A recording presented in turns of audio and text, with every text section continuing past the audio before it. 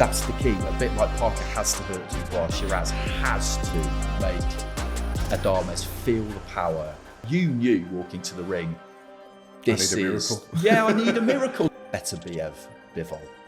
He's just got that kind of air of menace about him. He needs to try and ramp it up to a temperature that's going to ask some real big questions of him. Welcome everybody to the Ring Podcast with me, Andy Clarke, and Matt Macklin. We are on the ground in Riyadh, getting amongst it ahead of an absolutely mega card in Saudi Arabia on the weekend. It's been set for a long time now, but now we're in the middle of it. It kind of feels like you're in the middle of a dream, Matt, watching all these guys wander around. We had the media day on Monday where all the fighters talk themselves into a state of delirium almost because they have to do a lot of stuff. And then the grand arrivals last night, open workouts later today. So we're right in the thick of it now. But just being in that mix on Monday and just watching them all wander around and kind of bump into each other and to rub shoulders, it just kind of brought it home, didn't it? Really, that this is actually happening. This is without a doubt from top to bottom the strongest card that I've ever been to or worked on, or to be honest, can remember watching. Even I think there's been mentions during the week because people are scared, are cautious to say it's the best ever card. And then someone go, well, not quite, And they do say, look, there was some Don King extravaganzas back in the mid-90s. But certainly in my time, in my memory, I don't remember a card from top to bottom being as strong as this. No, we were talking to Spencer Brown about it briefly last night, about how much work it's been to put it together. And he said, look, you decide what you want, and then you look at the piece of paper and you think, wow, if we can do this, this is going to be quite something. But as he did say, what you need to make things like that happen are the resources, and the resources are there. Before we go fully down that rabbit hole of looking at the fights this weekend, we need to touch on what happened last weekend. It didn't go Jack Catterall's way in Manchester. Final eliminator with the WBO at super lightweight, up against Arnold Barboza. We were pretty underwhelmed with Barboza in his fight against Jose Ramirez, Latino night last November, and Catterall had put some good performances together. The win against Prograis, for example, and we both fancied him quite strongly, actually. And in the end, he went down by split decision. And I thought the right man got it. I thought Barboza did do enough to win the fight. And at the end of the fight, you're kind of looking at social media and people are saying, well, I think Barboza's probably done enough, but he's the away guy, he's not going to get it. And he did get it. And it's important that happens, isn't it? So just a quick one on Catterall. It just he never quite found that groove. It just didn't quite happen for him. No, and it's a shame for him, and it's frustrating for him, and it's also poses the question, where does he go now? Because you go back a few years, he was unlucky. I think everyone can agree he was unlucky not to get the decision against Josh Taylor. It takes him a while to get that rematch with Josh Taylor. He gets it and wins it. Then he gets the shot with Barboza, who, like as you rightly say, we were very underwhelmed. I'd say very underwhelmed with his performance against Jose Ramirez, because Ramirez looked shot to bits. And I honestly thought Catterall would wipe the floor with him. And he didn't, It was... he can argue, he might be arguing and think, I thought I did enough to get it, but it was a close fight. And I agree with you. I think the right man came out on the right side of it.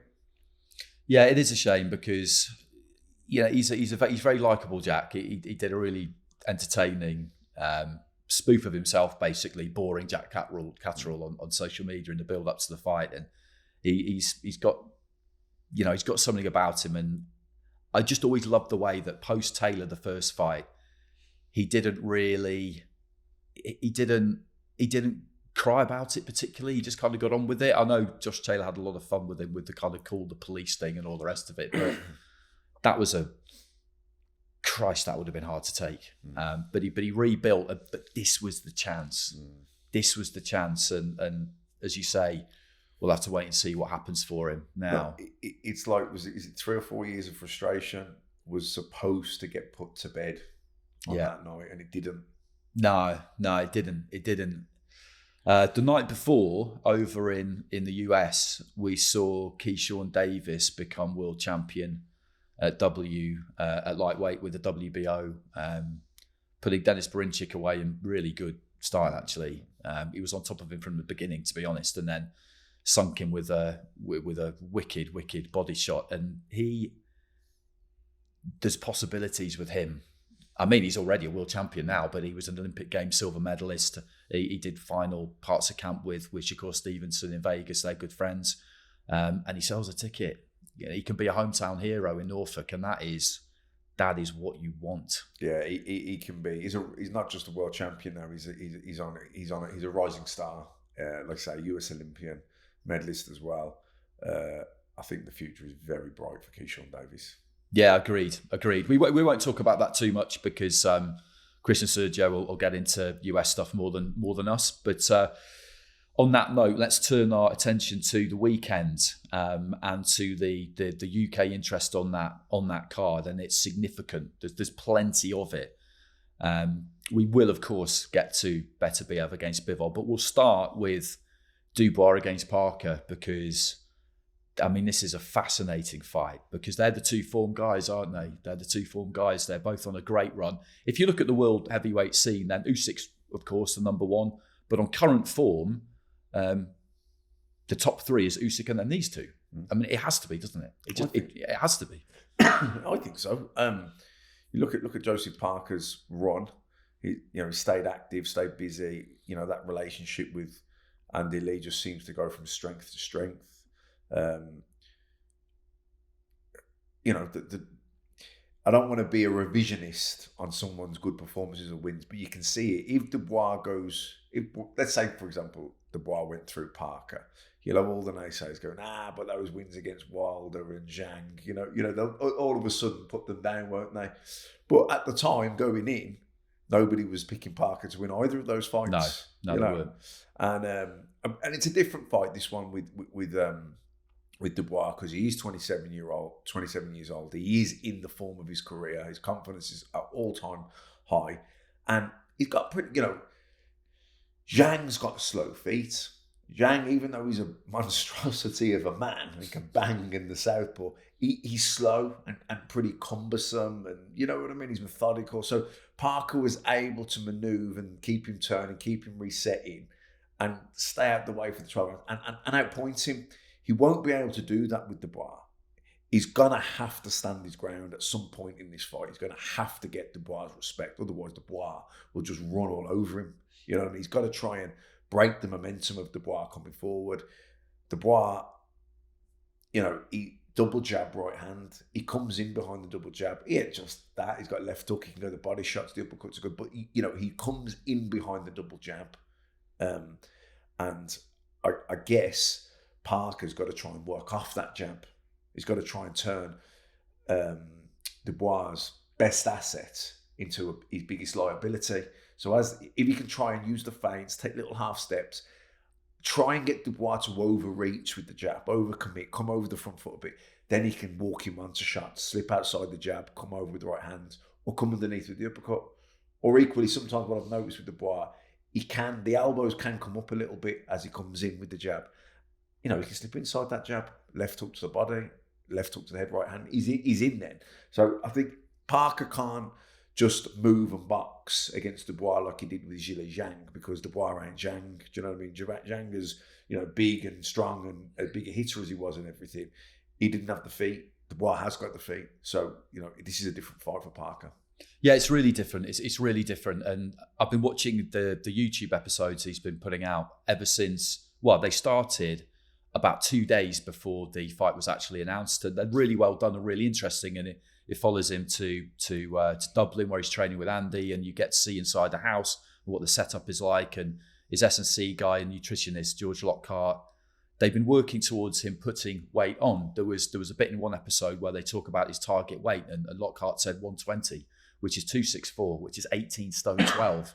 And seeing him around this week, it makes sense because Parker's in a second phase now of his career where he's doing things differently. He's more experienced. He's concentrating a lot more on that side of things than he has done before. He's thinking about the structure of camp more than he has done before. He used to go to Vegas with Kevin Barry and kind of have minimal contact with family. He realised that doesn't really work for him. So they came out for a month to Dublin, Laney and all the kids, but didn't live with him. They lived somewhere else. So he'd kind of visit them every day, which is like the best distraction you can possibly have. You can see you see what they want you to see, but I think they're pretty open. You can see that he has got a system in place now that he absolutely loves and that everything is there for him to give the optimum performance that he can give. But like you say, what is really interesting about this is that he's going to have to hurt Dubois to win this fight. He's going to have to. Yeah, he's enough to get his respect, enough to make him think twice about just steaming in. He can't just have Dubois coming in all night long, just rushing him with double jab, smothering him, bullying him, and unloading. He's got to make Dubois think twice. He's got to hit him hard enough that when he uses the feints, he'll react. If someone can't hurt you and then throw you a feint, you don't need to react because you're not bothered about what's coming. But if someone can buzz you when you react, when they give you the feint, you do react. So, and if you're buzzed, you bite more, don't you? Of course you do. Your coordination isn't quite there. So he needs that to get that reaction because then he can work off that. Like I say, Dubois going to jab and he's got a great jab, and Parker knows that. So he's got to try and use that against him by working off that jab, countering that. When the jab comes, that's the right hand over the top's got to come, or the uppercut's got to come, or you've got to slip inside and throw the left hook to the body. He's got to work off it. And listen, they'll have been working on that non-stop, no doubt. But interestingly, with the family coming over and changing, that's a different approach to what it had with Kevin Barry, where it was more solitude. And I'm just thinking, as you're saying it, well, Andy Lee spent a lot of time in America, and he knows how lonely it can get, and he knows that a bit of solitude, builds a bit of toughness, a bit of mental toughness, but you can overdo it as well, and then it's not a positive. It becomes a real negative because you're on your own, you're lonely, you're fed up, you go into a negative headspace, you have a bad day in the gym, your confidence is on the low, you've got no one there to kind of forget about it with or pick you up. And I know Roger, his brother, was over there for a lot near the end. So, and I'd imagine that Andy's experience of all that probably said to Joseph Parker, look, you need to get your family out here for a bit of time. It's a long time we're in camp. He said, I can spend some of the time with you, but I've got my own family as well. I can't be with you 24 hours a day. We have our time in the gym, we have the banter and the laugh, but you're going to need someone to chillax with, you know what I mean? And I don't want you missing your family because then that's going to impact your performances in the gym. Yeah, absolutely. They've really. I think him and his wife, Lady, sat down and really thought about how they were going to do things because he was still going, halfway across the world to train for fights, and they came to Saudi 3 weeks out, and they've been in a house at the villa complex that Tyson Fury uses. I've been there and stayed there myself. Big villa. Him, Andy, George, Fraser Clark's been out, Guido Vianello. And the sparring partners, they all stay in the house as well and eat the same food and keep the same hours. They really look after them so they can give their best. So everything's there basically, and we'll see. With Dubois, I think now he's found his belief. I just think he's incredibly dangerous because people talk a lot in sport, particularly boxing, about never overlooking anybody, staying present, staying in the moment, all that kind of stuff. And I just think Dubois mentally, naturally, is a kind of linear thinker. The next thing is the next thing, and nothing exists beyond that. Mission Parker is the thing. He will complete Mission Parker or look to, and it's a day-by-day thing, and then he will ask, what is my next mission? He will be told, and then he will focus on that. Yeah. And that's how he is. That's how his brain works, which can be quite difficult in other areas of your life. But in terms of being an elite athlete, that works. That works. He's training at home. He doesn't have a wife and kids like Joseph. So they are very different people. But that kind of singular mindset that you need, I just think that naturally Dubois has got that.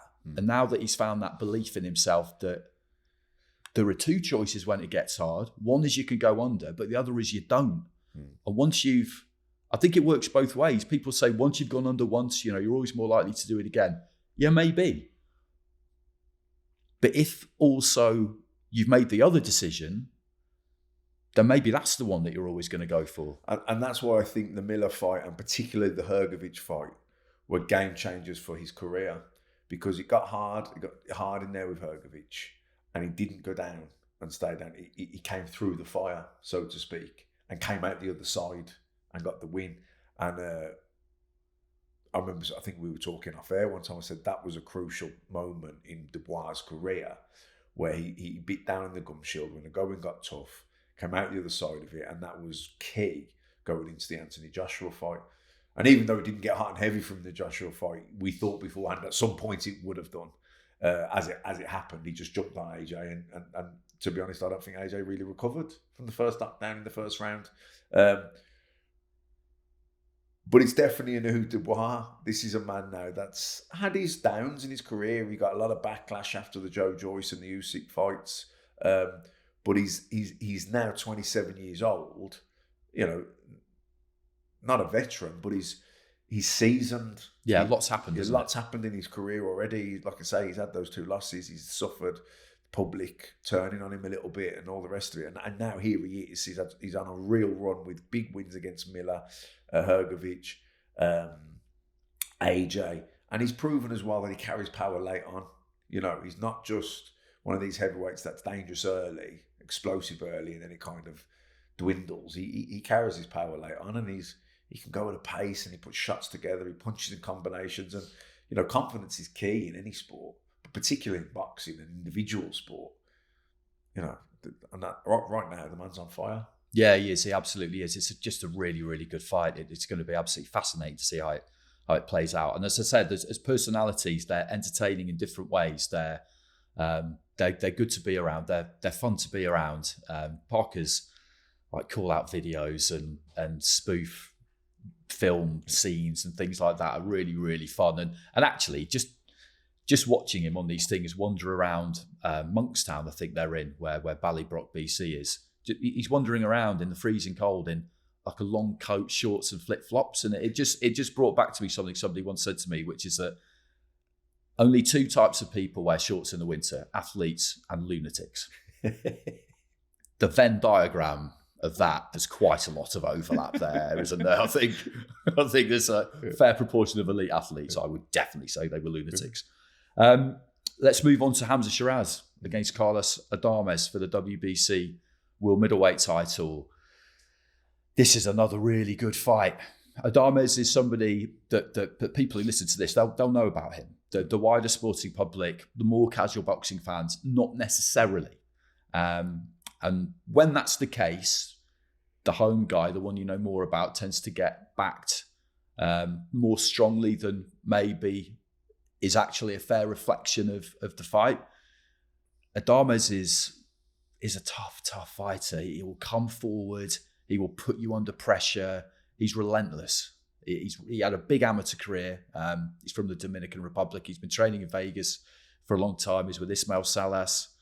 And he looks at Hamza. He said it this week. He looks at Hamza and he is not batting an eyelid. He thinks he is a UK hype job. That's what he thinks. And he's been totally happy to say it. He said last night at the arrivals that he's going to decapitate him. And I don't think it's overconfidence. I think it's a confidence born of the things that he's done. But from Hamza's side, the good thing for him is that having been in the States for the last 4 years training, for at least the first 2 years of that, everyone who laid eyes on him in the gym would have dismissed him in exactly the same way. So he's used to it, isn't he? Yeah. Look, I think Shiraz hasn't put a foot wrong. That said, if you look at the opposition, he's been brought along well. He's been brought along nicely. Maybe a little bit too nicely. Maybe he hasn't had the seasoning or the rough and tough fights, the learning fights to have him ready for someone like Adames. But then, they made the fights that they thought would give him that seasoning, but he was too good. He blew them out, So, it's he's here. He's challenging for the world title, and Adames, rugged, tough, will put it on him. He's confident he's going to win. It's probably more so than anyone Shiraz has fought today. I would say definitely. Yeah, that's a big factor. Big factor.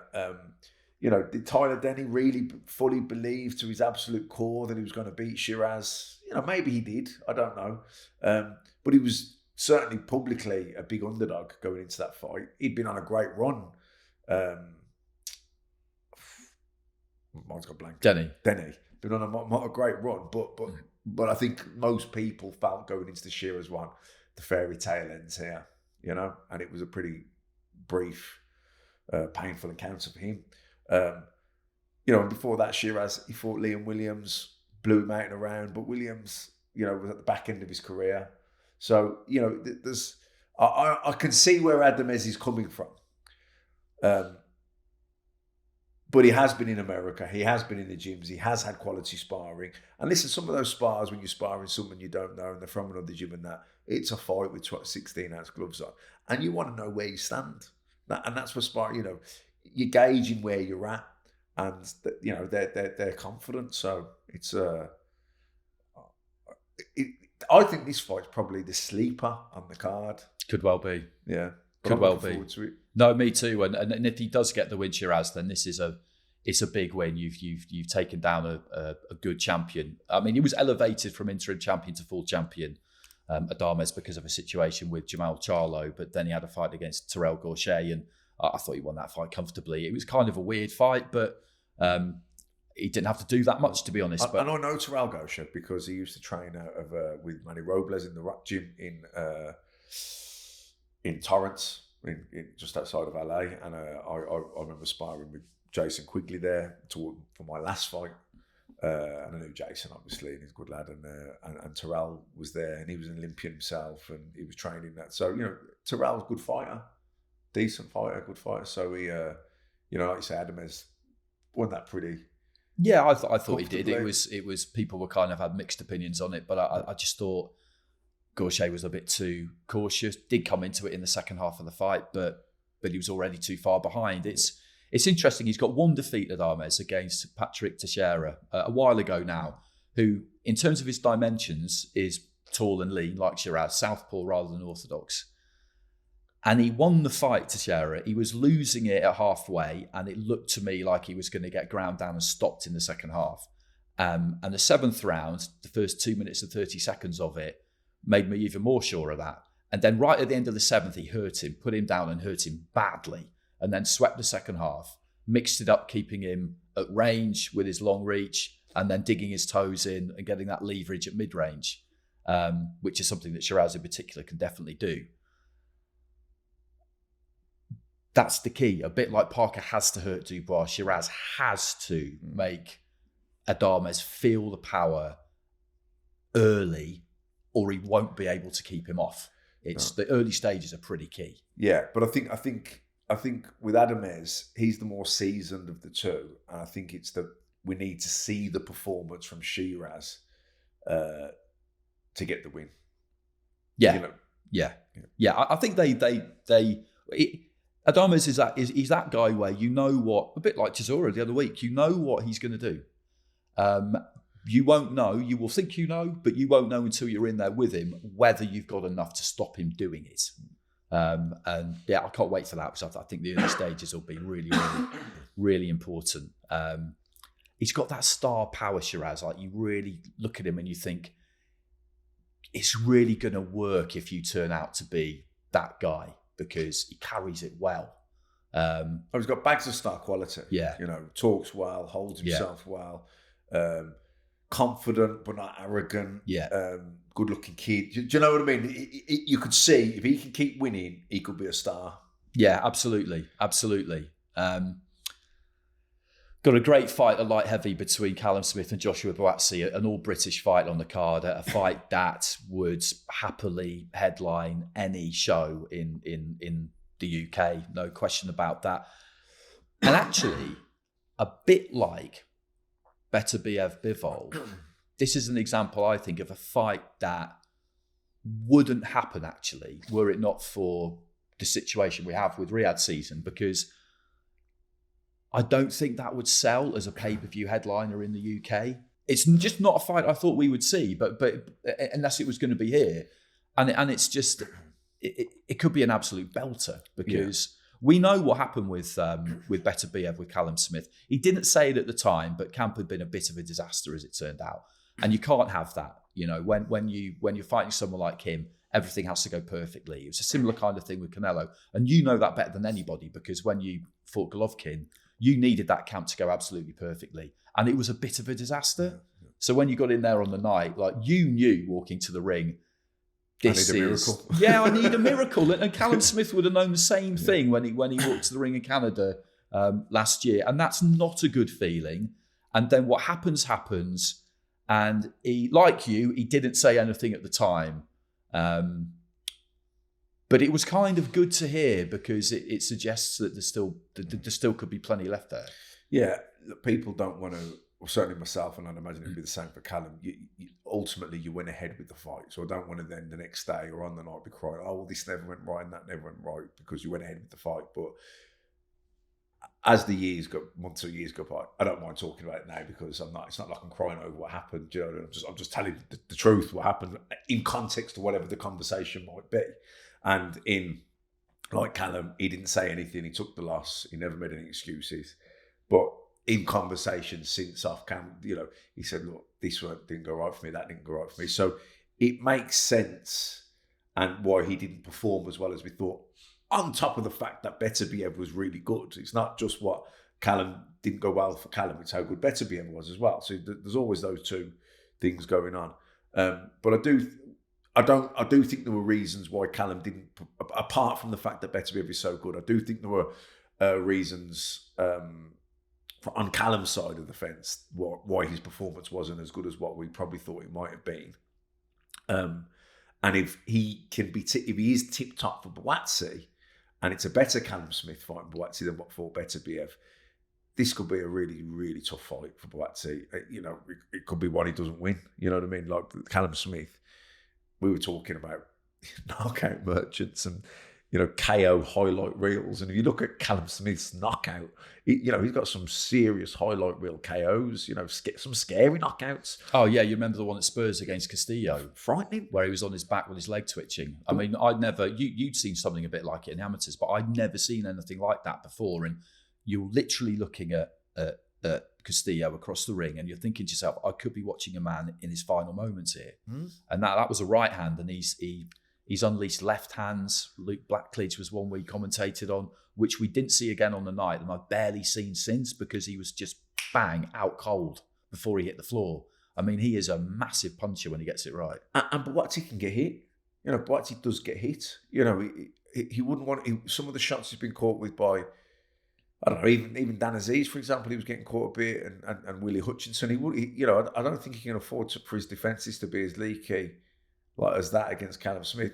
You know, that said, it probably won't, because generally when you're in there with someone who you know has got that kind of power, you are sharper defensively. I mean, if I was going to sum this fight up, if Buatsi is to beat Callum Smith, he needs to be every bit as good as what we thought he was when he turned pro and in that first year when he was looking the business. And, you know, his career hasn't happened in the way I thought it would. You know, he's still had a good career, but he hasn't hit those heights. He hasn't shown those performances, which it looked like he had in him early doors, and then even going back as far as the Olympics. But, you know, if he's gonna fulfill that promise from early days, then, you know, he's going to have to be, to beat Callum Smith, he's going to have to be every bit as good as what we thought he was when we were hyping him up back in the day. Yeah, I think that's totally fair, and now he has the chance, because I was talking to him on Monday and I did say people have suggested that your career's been a bit of a slow burn, that you could have moved a bit quicker, and he stopped me and he said, you can't just say people, Andy, you. And I just said, yeah, fine, no, I've said it. I've said it. Yeah, you said it, but plenty of people have said it. There have been things going on sometimes. He had a promotional dispute, took him a while to leave Matchroom, basically, and adjust to a new trainer, going to America with Virgil Hunter and all that kind of thing. He's getting the fights he needs now, but he's got to win them. Yeah. I'm not saying he cannot afford a defeat, But a setback at this stage would be a problem. I still think he's absolutely got it in him because he's got good technique. He's vicious, and he's a hard case. Yeah. Like, it sounds like a really obvious thing to say at that kind of level. I think Callum Smith's one too, by the way. But when you do get to that level, sometimes it will come down to how hard are you? How much can you take? And I said to Callum yesterday when he wandered over after his grand arrival, I said, this looks pretty well matched to me. It might come down to that just old-fashioned situation where you're deep in the fight and it's a case of who's going to break first. And it may well be that nobody does. And then we'll see what happens on the cards. But I think that might be what we get. Yeah, I do too. I think, you know, I don't think Buatsi's got one punch power to take Callum Smith out, but I think Callum Smith potentially has one punch power to take Buatsi out, or certainly set the wheels in motion. You know what I mean? Really hurt him, drop him, hurt him, and finish him. But I agree with Buatsi's someone who I know he's a hard case. I know he's got that in him because even though it was down at a lower level. Was it Kalic? I think was that the Serbian? Yeah, Marko Kalic. Yeah, lockdown show. You know, that fight was going wrong for him. You know, we got the eye socket had gone. His vision was not great because of that. He wasn't boxing well. You know what I mean? He really wasn't. But nothing was flowing for him. Yet he was able to bite down on the gum shield and turn it around pretty quickly just through pure grit. Yeah. I know, he definitely has that, and it would be good to see Callum Smith kind of force that out of him, because I completely get it. Why do you want to make something into some kind of war if you don't have to? You don't want to put unnecessary miles on the clock, but I've always felt like that's when we'll see him at his best, because in the amateurs, he would take people out. He did it in the Olympics. That's why people raved about him in the Olympics. He absolutely clobbered a guy called Elshad Razalov, who was an Uzbek #1, I think in his third Olympics. That doesn't happen. No. And if he saw an opening... But we need to see that. But we need to see it. If he saw we haven't seen that Buatsi for a while. That's it, but I still think it's there. And, well, if it is there, he needs to show it on Saturday night, because if it isn't there, for whatever reason, maybe life, he's made a few quid, or he's just, I don't know, he hasn't been there for a while, he won't beat Callum Smith. It has to be there, and it'll have to come out. So let's chat Beterbiev Bivol, because it was a supersonic fight back in October. We always knew, I think people who follow the sport, everybody watching and listening, I think we all knew that it wasn't going to be some kind of savage Hagler-Hearn style war. It might get to that at some point, but that these two were too good, too skilled, too tough, kind of too everything really for that to happen. But it was a hell of a fight. It was such a high level fight, and it was really, really close. Beterbiev finished really strong. At the bell, Bivol's corner looked slightly more confident to me. Not that, you know, you can read into that what you will. Beterbiev's corner looked to me like they felt like he might just have run out of road, but that might have just been a little bit of frustration that he couldn't quite get it done in the final few rounds. It was just a brilliant, brilliant fight. And immediately everybody wanted to see it again. We've got a quick turnaround and we are seeing it again. And I just wonder what kind of adjustments either one of them will make.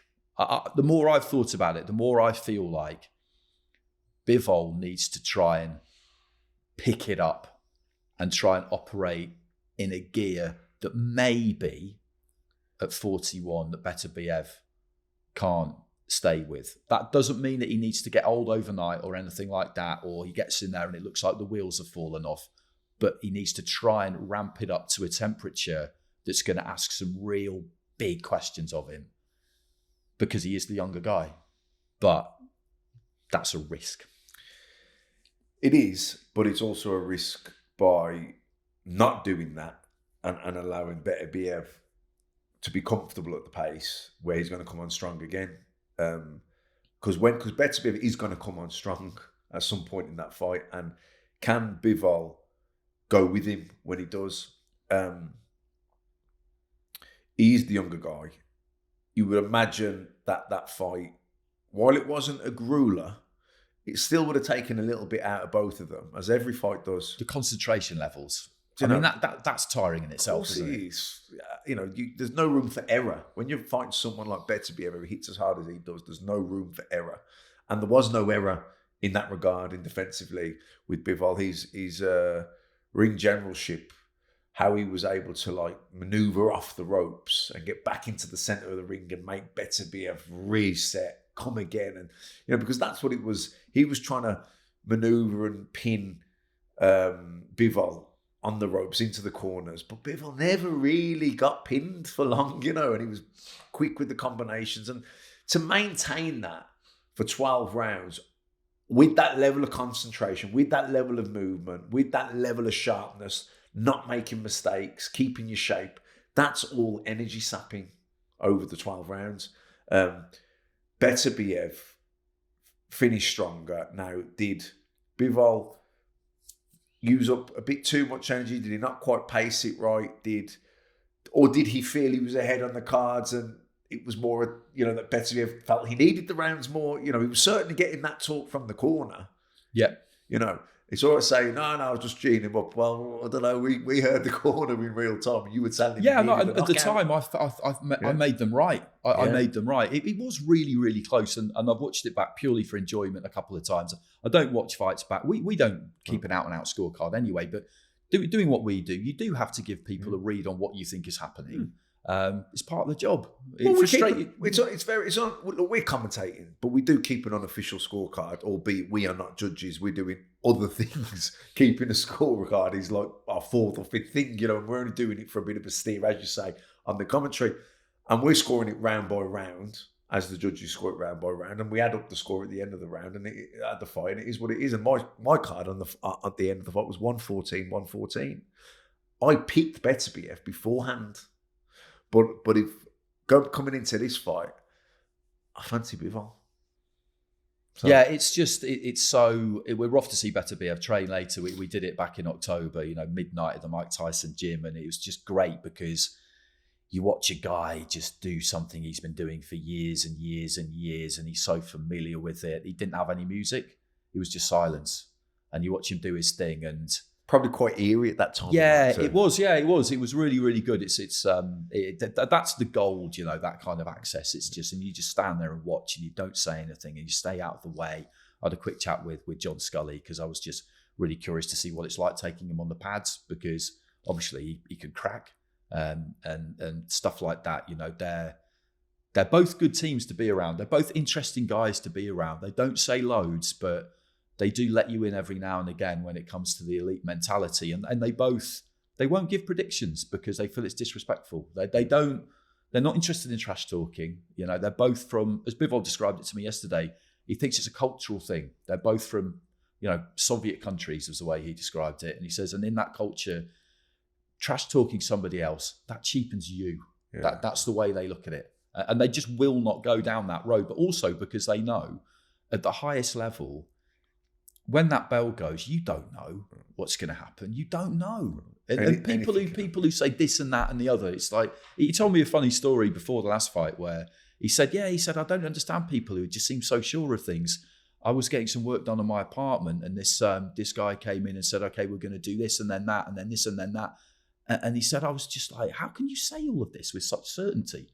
He goes, because in my job, I don't know. I never really know what's going to happen, and it just kind of made me laugh to hear him compare what he does, which is what you used to do, which is a very unusual way to make a living. To a guy coming in and sorting out his sink or whatever it was. but that it's true though, isn't it? And Fury and Usyk were the same. They were just like, listen, all I know is that he's not going to give an inch, and I know I'm not going to either. And when you've got that kind of situation, well, let's just wait and see. There's no malice, no mercy, isn't it? That's the kind of thing with them. Yeah, it's very matter of fact. It's like, I've trained as hard as I can. I couldn't have done any more. I'm in the best shape. I'm going to approach it with confidence and belief. We've got a good game plan. We've done everything we can. He'll have done the same. And what's going to be is going to be. Yeah, and it really is that simple. It's not great for if you're looking for news lines and all the rest of it, but it is kind of fascinating. I've seen Beterbiev a couple of times since he won. He was at a couple of events that I was at, and there is just a presence about him, as there is with Bivol, but Beterbiev particularly. You know, when he got on the stage last night at the Grand Arrivals, you know, he's got the beard and he's got the hood up and he's got those kind of dark eyes. And what kind of fascinates me about fighters a lot of the time is outside of the heavyweights and cruisers, Beterbiev is just a normal looking man. He's a normal sized man, as is Bivol. You walk past either one of them in the street, you know, and they're just wearing a tracksuit or whatever, you wouldn't have a clue what you were really dealing with there. He's just got that kind of air of menace about him, Beterbiev. I think it's completely effortless because he's not a menacing kind of guy when you talk to him. You know, he's very pleasant, but you look at him and you just think... Yeah, no, I totally get you. He's a man of few words, but actions speak a lot louder than words. And, you know, he's a devastating puncher, but so much more than just a puncher. You know, his feet, he's hard to hit clean, isn't he? Yeah. He's got a great defense with his arms up, and he gets in and out of range so well with his feet. And you can't just throw caution to the wind with him because it could be the lights out moments. And so you've got to be very cautious with him. So it's not easy to catch him cleanly. No, it's really not. And if we get 1-1, then I'd imagine that we will see a third, which might be a bit frustrating for people who are waiting for their shot, but it could well be by that stage that the belts scatter and other people can fight for them, because you wouldn't really need all the belts in the third fight if it's one apiece, because they'll both have won undisputed. So it's just not really. No, exactly. It just wouldn't really be that relevant anymore, to be honest. Yeah, I mean, I don't really see an inside the distance myself. Do you? No. I think we're going to see a very similar fight to the first one. Yeah, I think so. I hope so, because that was, as I say, it was just a fantastic fight to watch. A really interesting bit of news that's come out overnight, and we're recording on Wednesday lunchtime, is that Floyd Schofield has pulled out of his fight with Shakur Stevenson. He's ill. We've seen some pictures of him in hospital, so all the best to him. Hopefully we will see him back out here. Hopefully he gets another opportunity. It's left Shakur Stevenson without an opponent for his WBC World Lightweight title defence, and potentially for him a complete disaster, because he was supposed to fight Joe Cordina. He had to pull out with a hand injury, Shakur. He's had that operated on. And now this. What I've heard today, very good sources, is that it looks like it's going to be Josh Padley, who we saw beat Mark Chamberlain at Wembley in September. From what I'm told, terms have been agreed. He needs to check weigh today. Everybody always check weighs 3 days out from a fight. This is the British Boxing Board of Control who were running this, and that means that you need to be within 3% or near enough. They can employ some latitude sometimes of your weight, which will be 135 pounds for this. And then if he can make it on Friday, Josh Padley, he can fight for that title, because he's number 12 with the WBC. He's in the top 15. I mean, it's just, talk about an example of staying ready. You know, he got his chance against Chamberlain, had good notice for that, took the chance, and now this. I mean, if it is him, and by the time most people watch or listen to this, they'll know, but as I understand it, there is another name in the frame, but as I understand it, it looks very, very likely that it will be him. I mean, it's incredible, really. Well, and fantastic, and I'm delighted for him. And it just shows you, well, two things. First of all, when the opportunity comes your way, take it, back yourself. You've got to weigh it up, but being the underdog, you're in a win-win situation like he was against Mark Chamberlain. He stepped up in weight. Nobody thought he was going to beat. Mark Chamberlain was on a serious roll, but he backed himself. He rolled the dice and got the win. And now backing himself there, rolling the dice there, means now he's in the position where he's suddenly getting this opportunity. And it's none of my business. I don't know what he's getting paid, but I can guarantee you it will be a substantial amount of money. Certainly money that he never in his wildest dreams thought that his career path was going to take him to in boxing. And it's all because he backed himself, he rolled the dice, and off the back of that, stayed in the gym, stayed fit, stayed ready, stayed near the weight. The opportunity's come, and here he is. And he's not the first person in the history of boxing to do it, but it's just another reminder. You know, you go way back to Steve Robinson. Yeah. From Cardiff, you know, basically, you know, I think journeyman's the wrong word, but maybe a gatekeeper or whatever at that point, wins, you know, takes a fight at short notice, becomes world champion, and then puts 6 or 7 defenses together. You know, yeah, what a story. It's absolutely, I mean, it's absolutely incredible. He's undefeated, Josh, you know, he's an area champion. And we saw what he could do at Wembley. He boxed really, really well. He's got a good team. Steffi Ball, Jason Cunningham. There'd have been all sorts going on behind the scenes with the negotiations, but they're sensible people. It's the story of the Cinderella Man, isn't it? Yeah. James Braddock. You know, it's like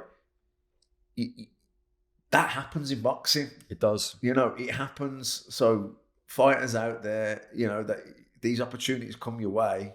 If you're fit and ready, you know, you don't have to be perfectly fit. You don't have to be perfectly these 10 weeks. You know, if you're fit, you know, you're near the weight. Take it. Yeah, and also it's one of these things where it's easy to say that, you know, you'll fight anyone, anywhere, anytime, and all the rest of it. Well, but then when you get the chance, you actually have to do it, because sometimes you can say it and then you're confronted by reality, and people can get scared. They can get nervous, and especially if the fighter coming out of the other corner is Shakur Stevenson.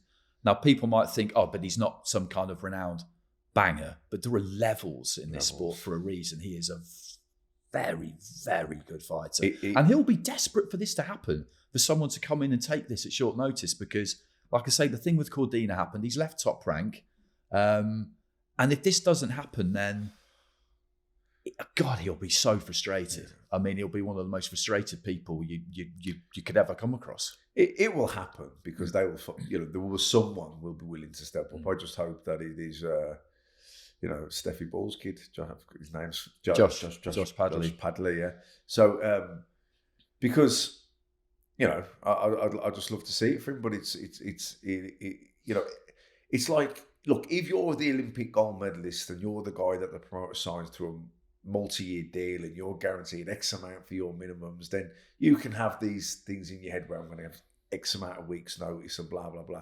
But if you're not that guy, if you're that's not your career trajectory, you need to stay fit and ready. And when an opportunity comes like this is God throwing you a set of aces. You take them and you play those cards.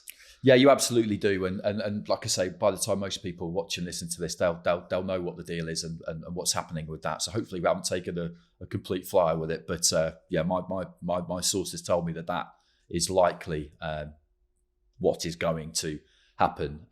2 other fights on the card that we're not really going to get into: Zhilei Zhang against Agit Kabayel and Virgil Ortiz against Israel Madrimov. Just because we focus more on the UK fighters, but again, 2 very good fights, great fights. But just before we go, we've seen him around this week, and you know he used to train you. He's someone we know really, really well.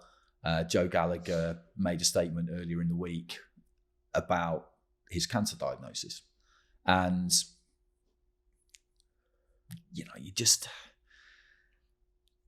we've seen him, and he would have known at that point, and he's decided to say something now. It's a very hard thing to decide on, I would imagine, because it's an intensely private thing, but at the same time, you know that people are going to discover it. I suppose I can't even imagine that sort of that situation, and really we just want to wish him all the best, and everybody's behind him. I think he would have been surprised, you know, by how much love there is out there for him, because he can be quite divisive, and he knows that. But ultimately, what everybody knows about him is that he loves the sport. He will do anything for his fighters.